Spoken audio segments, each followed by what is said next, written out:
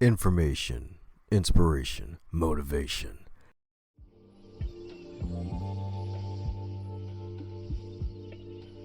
You're now listening to the Going North podcast, where you're going to get all three of those things and more.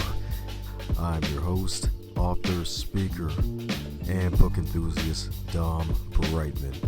And every week, we're going to be hearing from an author who's going to share their expertise to help you charge forward in life.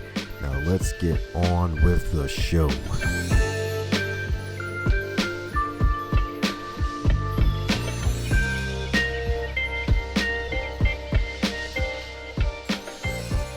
And today on the Going North podcast, it is Chaos to Clarity November in his house, baby. And we're going to be featuring some super special, awesome humans who have contributed some inspirational stories about finding their chaos to clarity in a wonderful best-selling book. I'm calling it, folks. It's going to be a best-selling book, Chaos to Clarity, with the wonderful Reverend Patricia Cadanello and the wonderful Dr. Cat herself. And we have one of the fabulous authors today. He's a fellow D as well. And in addition to being a fellow D, he's also a founder, publisher, as well as the editor-in-chief of Biz Catalyst 360. And he's an award-winning business owner, my friends, because it's not only an award-winning business as a coach and a lifestyle, as well as a multimedia digest, serving as the global hub for enhanced performance and well-being. And in addition to that, he's also the founder and chief encouragement officer, gotta love that title, of GOODWORKS 360. And that's a virtual nonprofit social enterprise dedicated to providing mission-critical pro bono services to good nonprofits worldwide. And after those two businesses named, you probably know who I'm talking about. It's the one, the only DP himself, Mr. Dennis Pitocco. How are you today, sir? Good morning, Don. I'm just great. Thanks for having me on. Oh, yes, indeed. Great to have you on. Great to have you on, indeed. That's right. My man's on in more ways than one, a publisher and a book writer, best of both worlds, and a business owner. Indeed, it's been quite a journey in all three respects, and I remember every step of the way. Beautiful indeed. kind of fitting for your story in the book, funny enough. It is. You know, it's funny. It's a great segue into the story in the book. If you don't mind, I'll jump into that a little bit. Sure. Well, as you know, and as you so eloquently said, I'm a publisher, and by definition, I've learned that you can either publish or you can write. You can't necessarily do both, Dom. But I was invited into an interesting project, and it allowed me to sit on the other side of the table, if you will, because as publisher of my website, I've got almost 600 writers across the world writing literally every day and sending us material. And we've published over 20,000 articles so far. The good news is it's a lot of volume. The bad news is I've read every one of them. So I've become a lot smarter, but you don't necessarily appreciate, I think, the work and the time that goes into crafting one article. So that's what I brought in terms of background.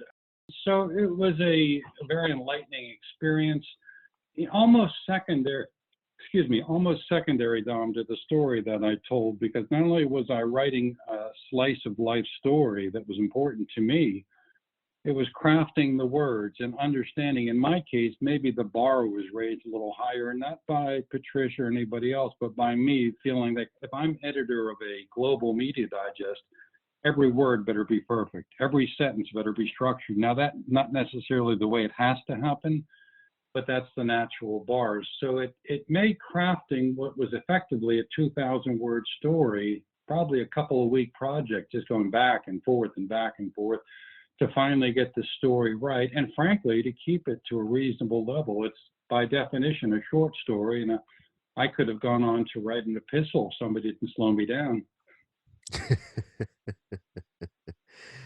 Oh, man. So I guess adding Apostle Dennis to the list of titles would have been down the road, I guess. Good point. So just to touch on the story briefly, it was, the question really was, talk about something in your life that it's really a story of hope and guidance and joy. And my goodness, I just went down that whole path. And the Reader's Digest version, as they say, is my wife and I decided after years and years of kicking the can down the road that we were finally going to travel a road that we had not traveled before, and that is the Camino de Santiago, which is a trip across France and Spain. It's been going on, it's a pilgrimage, as they call it. It's been going on for about 500 years. And the hard part about saying you're going to do that isn't so much in what we've learned, the walk, it's the mental toughness, physical toughness, of course, and frankly, in my business, just getting away for about a month to do such a walk. In the end, we didn't walk the entire Santiago by choice. We decided to walk effectively the last half, which was just over 200 miles, and about 500,000 painful steps later, we entered the Compostela, as they call it, in Santiago, which is a cathedral where you kind of wrap things up. And but the story is really the story behind the walk. What we've learned is, people walk it for a lot of different reasons. There was a movie made several years back. Martin Sheen was the star. His son was in the movie. It was called The Way. And in that case, Martin was walking the walk in memory of his son, who had done the walk, died through a freak storm very early. And so Martin flew over to Spain and did the walk in memory of his son to bury his ashes. People walk the walk to stop smoking. People walk the walk to find themselves. And, we started out when people said, well, why are you doing this? Well, we didn't really have a good answer. It was just, it sounded interesting. We had talked to people that had done it. The notion of walking literally down a passageway through fields and in a countryside of Spain and France, and taking steps that people have been taking for hundreds of years, literally, without a lot of guidance, just see what happens. We averaged about 15 to 20 miles a day. It was hard physically, but here's where the physical part came in and the mental part. And this is the gist of my story for the book, and that is, didn't know why I was walking it, but about a day into it, despite months and months of training, despite going out and buying the best shoes you could possibly find with all the expert recommendations, I developed some blisters. I thought it was a temporary thing. Long story short, at the end of the first day, or the day and a half, I was so debilitated I could barely walk. And I literally had to make a choice a day and a half into it. Do I give up? Do I go off the road and get back on an airplane? I didn't want to disappoint my wife, who was walking with me. Didn't want to disappoint all the people that had kind of given us the rah-rah speech. But here I am in the middle of a country. I've got size 13 shoes in a country where the average shoe size is probably 8. So my wife went trekking into different villages, looking for shoe shops to see what she could find. Long story short there, found a shoe shop. After a lot of work, a gentleman found me a pair of sandals that were Velcro. Not the best thing to walk another 190 miles with, but that was my choice. Take the sandals, take the Velcro, or give up the walk. It was tough. I mean, truly, just putting the sandals on was painful. That evening, after going through a lot of, thought process, do we give up? Do I let people down? I really dug deep, and I had to figure out, I need a reason to go on here. I mean, you could always just jump off the trail and go home, but I needed to get through the pain. I needed to get through everything else. And it just came to me. My sister Dee, I'm one of 8 children. My sister Dee, we lost about 10 years ago through cancer. And I said to my wife that evening, I'm going to do this for Dee. I need a reason to get up every morning and continue to walk. And when it gets tough and I just can't take another step, I'm going to think about her. And that's what I did. And so for the last 190 miles, I walked every step for Dee. In the morning, getting out of bed, getting onto the trail, as my wife would say, it took me probably 20 minutes to go from standing still to finally getting into some level of walking. Once I started, I just couldn't stop. If I stopped, it was too painful.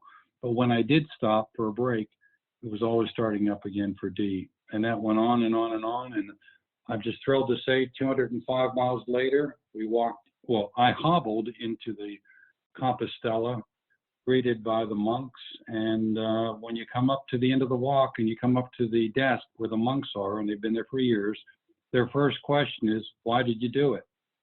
And I would have had a totally different answer had they been asking me 2 weeks later. I was just excited to say I did it for D, and that's what they recorded on my certificate. Nice. Nice right there indeed. And it's really powerful, that story, because I read it earlier this morning. I was like, wow, yeah, it's like what the amazing difference it can make is when you go outside of yourself and think of something or someone bigger than yourself as your reason for keep pushing on. Yeah, and it was almost, I don't know where that came from, Dom, really. I said I needed a reason, and the reason showed up. And it worked. It worked. I just couldn't let her down. And just kind of a supplement to the story, just recently, it took me over 6 months for my feet to heal when we came back. We got a lot of perspective out of that walk that goes well beyond the pain and suffering I mentioned. And just over the last 6 months, we've decided we're going to do it again. So we're now going to go back in April of next year, do the exact same walk. We're taking 2 other couples with us. And people said, well, why would you do it again? I said, well, I'm going to do it again for the first time, because it's going to be a different walk this time. I'm doing it obviously without any feet issues, but more so you're going to discover something else. Because I know, Dom, I'm going to discover something else during that walk that I didn't expect. Yeah, that's definitely true, because I mean you're a different Dennis than what you were some time ago. We're always human No becomings. question. No question. The sidebar to that walk, though, is, you're spending literally hours, my wife and I, for hours, 2, 3, 4 hours at a time, walking in vineyards and up in the hills of Spain, and there is no one there. It's just nature the way it was supposed to be. And I think you probably know what I do a lot, and you probably do. You carry a lot of Post-it notes in your head all day long. Well, there were no more Post-it notes left on when we finished that walk, because you clear yourself of all the thinking. We had deeper discussions than we've ever had about so many things that you think you're talking to each other, but it's kind of like surface skipping. So we came out, it's funny you said that, we came out different people than when we went in, and forget the physical issues that I just talked about. It was just thinking through a lot of things in your lives, and we came back and we changed our own rules, if you will, as to how we conduct ourselves and the people we associate with and what's important and things people talk about, but I can testify it's real. Oh yeah, it's real indeed. It's very real. Very real. And the power of disconnection also highlighted the fact that you mentioned how both you and your wife have a disconnect bucket list. And that's like the first time I've ever heard that before. So mind going deeper into, you have to like list the entire list of what's on your bucket list, but what made you and your wonderful wife decide to create a disconnect bucket list? That's a very excellent question. Our disconnect bucket list was in the midst of some of those long conversations we had. We started looking at the relationships, people, business-wise, for both of us. We spent many, many years in business around the world, and in personal friendships. And we started, I guess by osmosis, redefining relationships and authenticity and what's important. And I got to say, Dom, we came back with different expectations. And here's what I mean by that. Whether it be brothers or sisters or members of family, we reached out to each of them selectively and said, look, I love you, you're my brother, or I love you, you're my sister, or whoever you are. I love you, you're my friend. I'd like our relationship to continue. I'll do everything I can to make that happen. I'm asking that you do the same, and let's see how it works. Now, we did that with a much smaller circle of people than you might imagine. We started disconnecting with people that, quite frankly, and I'm going to sound a little crass here, I don't mean to sound that way, people that you only hear from, Dom, when they need something, and you never hear from them in between. And so we said, we're going to whittle this down to the people that we care about. Now, it doesn't mean that every one of those relationships then, surged. But of that group, I managed to get a lot closer to 2 of my brothers. We were always close. We didn't have any issues. It's just by geography. We're around the world, all of us. So it brought family closer together. It gave us more time to invest in friends that were, using my word, authentic versus what I'll call the surface skippers.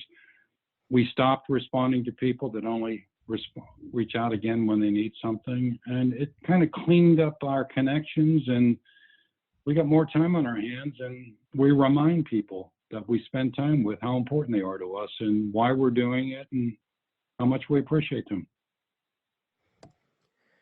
Amen to that. Amen to that. That's right. Avoid the surface skippers. Exactly. That's right. They're just lying in wait, almost like a ninja in the bushes. Like, all right, so I got this list of things I need and want from people. All right, who haven't I bugged in a while? Oh, yeah, let me go back to Dennis. All right, cool. I haven't bugged him recently. Well, it's a classic email that you get or I get saying, hey, how have you been? And without waiting for the answer, it's, can you give me a reference? Can you do this? How about developing how I've been for a while? Or, Dom, it's like the people you bump into occasionally in just normal effort. They say, hey, how are you? And they don't wait for an answer. Oh, yeah. So that's what I mean. It's taking that connection a little deeper, listening harder with intention, as people say, and going from there. So it's funny, it goes back to the title of my article in the book. It's called In Search for More, A Search of More with Less. We weren't quite sure what we're searching for. We came back with less relationships, but we get more out of those relationships. Yes, indeed. Yes, indeed. And it's good that you're actually going from that perspective now, and it's all from that wonderful walk that you took. And Yeah, that was a huge walk too, because the whole walk, I believe, is 500 miles, right? over 500 miles. That's a good point you make. Just by itself, the walk is daunting enough. If you're completely on board with it and you've got the best equipment, it's a long walk. When you get up in the morning and say, I'm going to walk 15 to 20 miles every single day. In our case, it was for 2 weeks. If you did the entire walk, it would probably be a month and a half. So it's quite a commitment. But I can't say enough good things about it. And people were shocked to hear we were going back after my adventure with my feet. It wasn't about the feet. It was about the, I'll call it the spiritual experience. I'm not sure that's the right word, Dom, but it's close to that. So I know and we know this is going to be a different walk, even though we've taken those steps before. Oh, yeah. And you're bringing some folks with you too. Yeah, friends and family that were interested in what we did and wanted to tag along.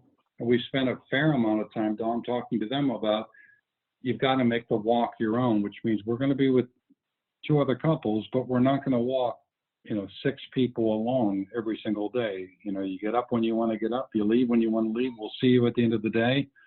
Take your time, savor the nature, savor the experience. Just make the walk your own, because you shouldn't be following the leader just because we've been there before.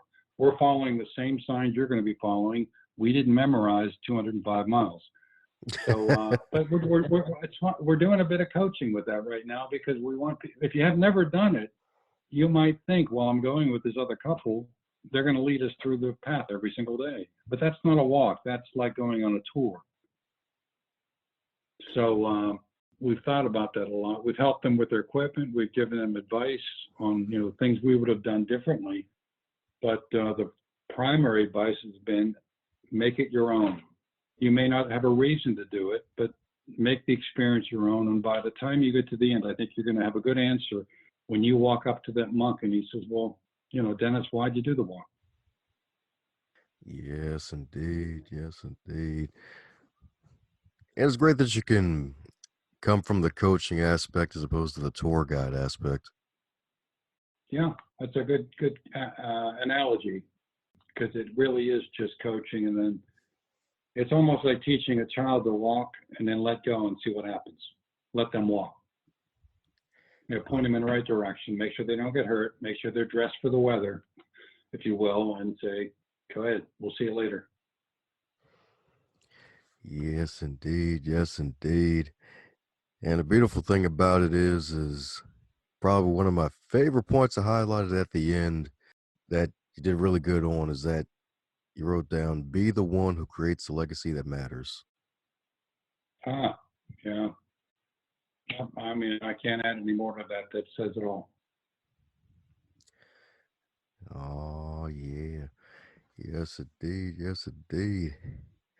Well, and speaking of creating a legacy that matters, if you're to wake up tomorrow and you're 25 again, about to take the walk again, with all of your knowledge and experience, what advice would you give to yourself? Oh boy. Don't listen to the experts that tell you what shoes to buy. And first and foremost, you know, my first bit of advice is just if you're not that you're we weren't walkers by definition. We do a lot of walking just to say, but you know, wear the same shoes that you're comfortable in at home. Take them with you. Just maybe get a couple more pairs because you might wear them out. That little bit of advice, it sounds simple, Don, but that would have been wonderful and I had that advice.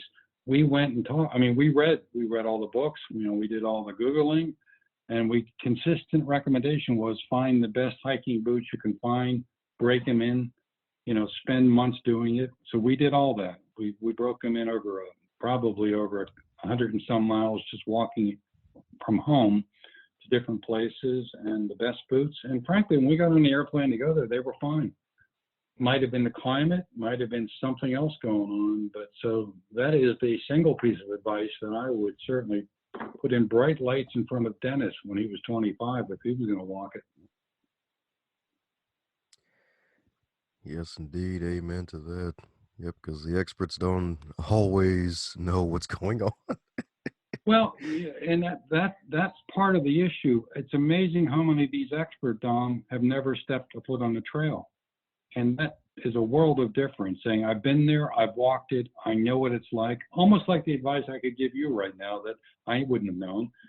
So we were given what I'll call book knowledge versus walking knowledge from people that had actually been down the trail. We would have been better off speaking to people like me, but back then, whoever it might have been that actually did the walk and getting their wisdom versus following the expert lead. Yes, indeed. Yes, indeed. Just because they're an expert, it doesn't mean they know everything. Yes, Yeah, indeed. exactly. You know, our search for more with less, our intent to kind of escape from everything and disconnect from the world. And, you know, when you're on the Camino in the middle of walking through a vineyard, try as they might, Don, they can't find you, whoever they are. So you have a real opportunity by definition or by where you are to truly disconnect. That was part of our motivation to go. That might have been part of our reason why.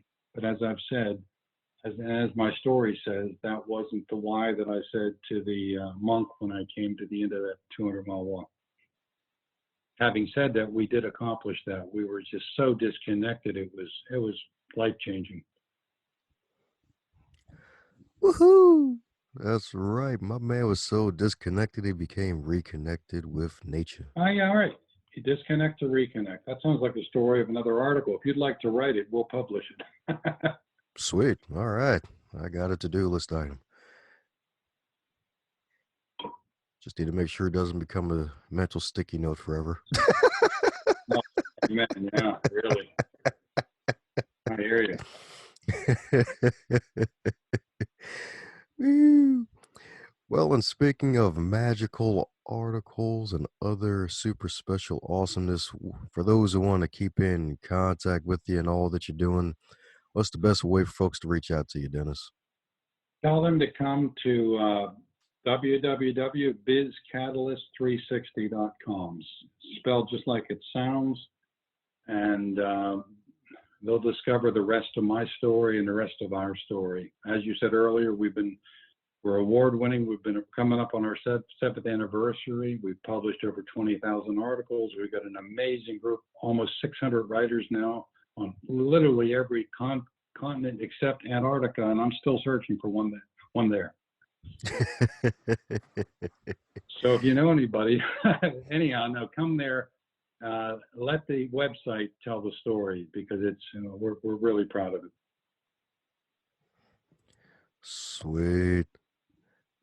That would be really fabulous. Those like, yeah, we found somebody in Antarctica who's writing Oh, good yeah. Wi-Fi connection. I didn't think about that. Good point. They might have to do carrier pigeon, but we'll open up a carrier pigeon channel if we have to, know. There you go. That's why as the chief encouragement officer, folks, carrier pigeon if Oh, necessary. thanks. Woo. Well, any parting words for the folks still listening, Dennis? Yeah, I'd say, as I said in my article, being connected to everything has disconnected us from ourselves and not being in the moment. So, however you get there, you don't have to walk 200 miles like we did, but just be present. As we've said to so many people coming into our house, Dom, you know, put your cell phone down, put your devices down, and sit and let's just chat like people used to. It's an amazing experience if you're focused, if you're truly listening with intent, and it's amazing. So be in the moment. How's it going, you super special, awesome human? Since you made it to the end of this episode, it looks like you really enjoyed yourself. Since you enjoyed this episode, be sure to share it with at least 3 people in your network and tell them what you really liked about this episode. Heck, even shoot myself or the guest an email and let them know what you liked most about this interview so that way they can stay inspired to keep pushing out great work.